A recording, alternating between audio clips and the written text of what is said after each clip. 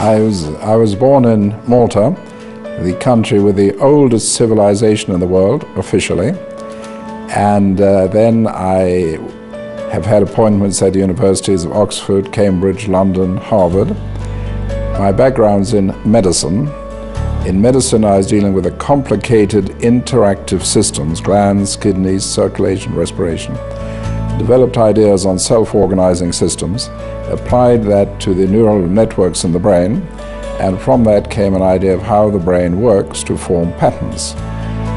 But that book, called The Mechanism of Mind, was read by the leading physicist in the world, Professor Murray Gell-Mann. He said, "You're talking about these things 10 years before mathematicians started looking at chaos and complexity."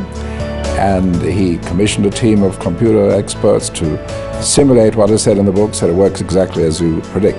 Now, from that base, then developed the tools of lateral thinking, creative thinking, and then later on other aspects of thinking followed, like parallel thinking. If we look at our behavior, our decision making, there really are two possibilities. Either we use a routine or we do some thinking. One day a fellow got up in the morning and he said, "I have 11 pieces of clothing to put on. Let me see in how many ways I could get dressed." He took his personal computer to work it out. Computer took 40 hours of non-stop working to go through all the possibilities. That's not surprising, because with 11 pieces of clothing you actually have 39,916,800 ways of getting dressed. If we tried one way every minute, you would need to live to be 76 years old, using your entire waking life trying ways of getting dressed. Fortunately, that's not necessary, because the brain is designed specifically to be uncreative. The brain is designed to allow incoming information to organize itself as a routine pattern. The purpose of the brain is to make stable patterns for dealing with a stable world. So the brain forms these main patterns, but then there are also side patterns. If we're going along a main pattern, we cannot get access to the side pattern.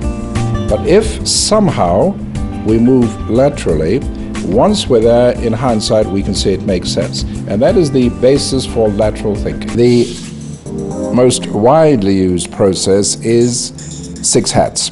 That is based on an understanding that argument is a very inefficient, crude, and primitive way of exploring a subject.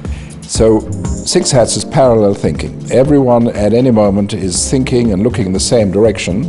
The direction is symbolized by a particular color of hat. So under the black hat, you're critical, what's the dangers, and so on. Under the green hat, you're trying to be creative.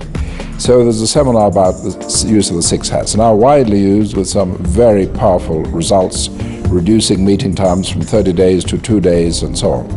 We have our traditional habit of argument, in which one person argues with another.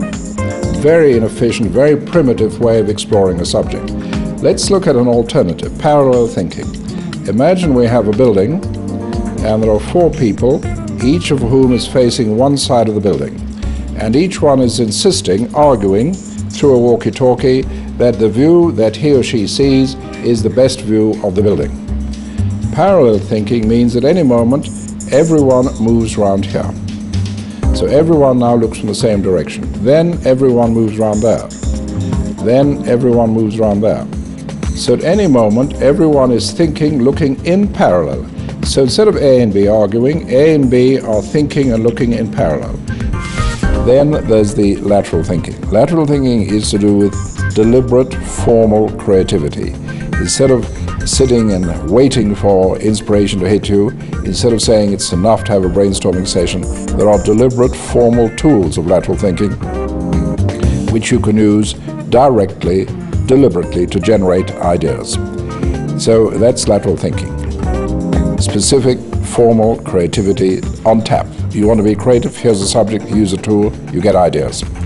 Then there's the DAT tools, stands for direct attention thinking tools. That is directly to do with perception, enlarging perception, looking more deeply, looking more richly, and so on.